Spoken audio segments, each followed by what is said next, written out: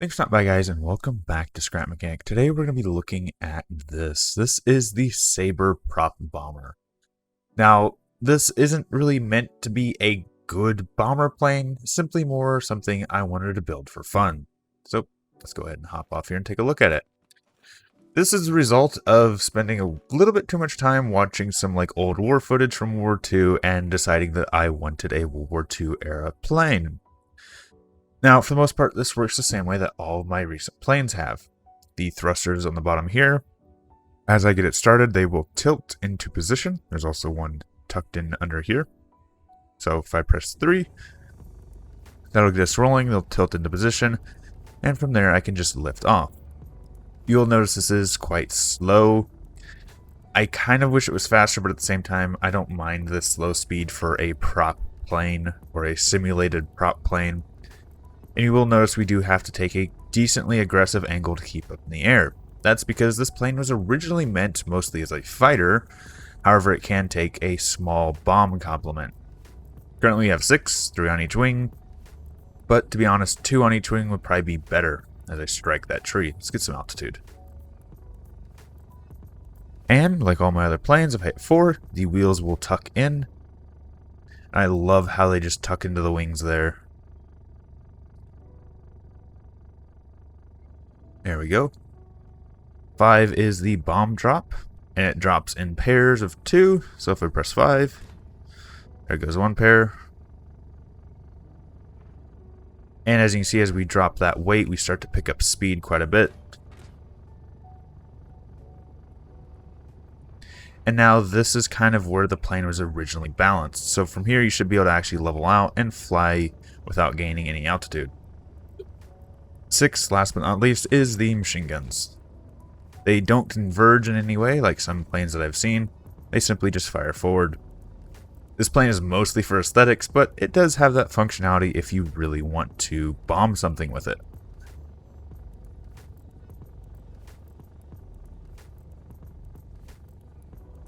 Just fly it around a little bit. And because of its slower speed compared to some of my jets, you can actually get some really nice low altitude flying, even with the trees around. You have to be a little bit careful about losing altitude too quickly because you can quite easily scrape the ground if you're not paying attention.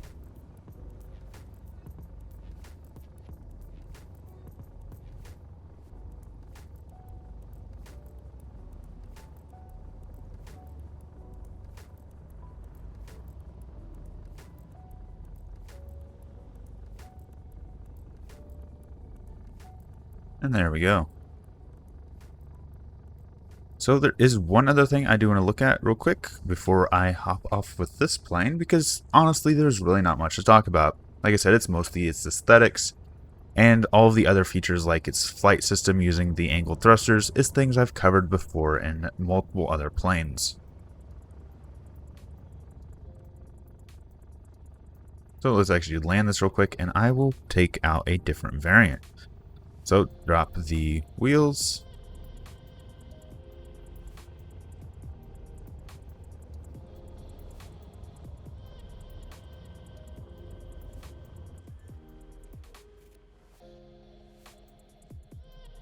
And there we go.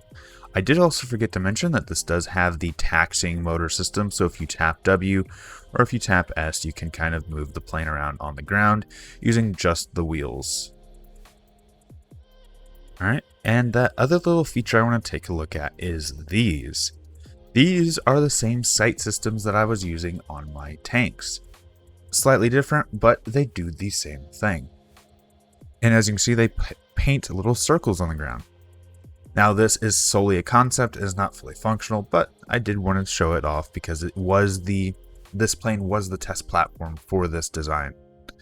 So if we go ahead and take off in the air, you will notice as we get higher, those two circles get closer together. It's because these two sights are on different angles. The idea being, once you get to the proper altitude, those two circles will overlap, and you would at this point stabilize out and try and fly level. Unfortunately, due to the range of lights, that altitude is not very high. Here we go. Let's try and get back up to that altitude. And from here, you would simply level out, and this would give you an altitude reading. From here, as soon as that crosses something, it's supposed to, in theory, give you a time or a reticle for bombing. So the average speed of the plane is X, and from here you know what altitude you're flying at, and from there you can kind of adjust this sight to basically be a bombing reticle. Now, like I said, this is a concept. It's not fully working, and due to the range of lights right now, we can't really do any sort of high altitude bombing.